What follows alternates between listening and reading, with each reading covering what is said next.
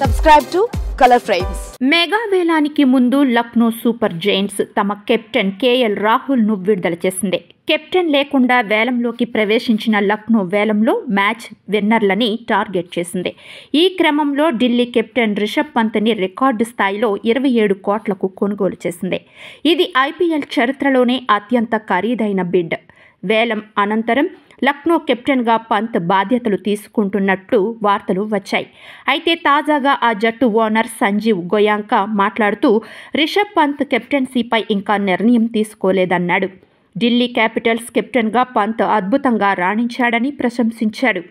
అయితే పంత్ కెప్టెన్ రేసులో ఖచ్చితంగా ఉంటాడని షాకింగ్ కామెంట్స్ చేశాడు. ఎల్ఎస్జీకి కెప్టెన్ ఎంపిక పెద్ద సమస్య కాదని సంజీవ్ గోయాంకా అన్నాడు. Nicholas Pooran, Aiden Markram, Mitchell Marsh మరియు రిషబ్ పంత్ రూపంలో మాకు 4 ఆప్షన్లు ఉన్నాయన్నాడు. అయితే కెప్టెన్ విషయంలో తొందరపడి నిర్ణయం తీసుకోబోమని, మరికొద్ది రోజుల్లో కెప్టెన్ని ప్రకటిస్తామని చెప్పాడు. అయితే సంజీవ్ గోయాంకా స్టేట్మెంట్ని బట్టి చూస్తే పంత్ లక్నో జట్టుకు తదుపరి కెప్టెన్ అవుతాడని అర్థమవుతోంది.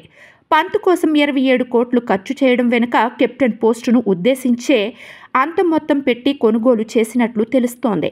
పంత్ కాకుండా మిగతా ముగ్గురు Nicholas Pooran, Aiden Markram, Mitchell Marsh విదేశీ ప్లేయర్లు కావడంతో లక్నో కెప్టెన్ రేసులో పంత్ పేరు బలంగా వినిపిస్తోంది. కాగా లక్నో నికోలస్ పూరన్ను 21 కోట్లకు రిటైన్ చేసుకోగా మార్క్రమ్ 2 కోట్లు, మిచెల్ మార్ష్ను 3.40 కోట్లకు దక్కించుకుంది. వీడియో మీకు నచ్చినట్లయితే ప్లీజ్ లైక్ చేయండి, షేర్ చేయండి, కామెంట్ చేయండి.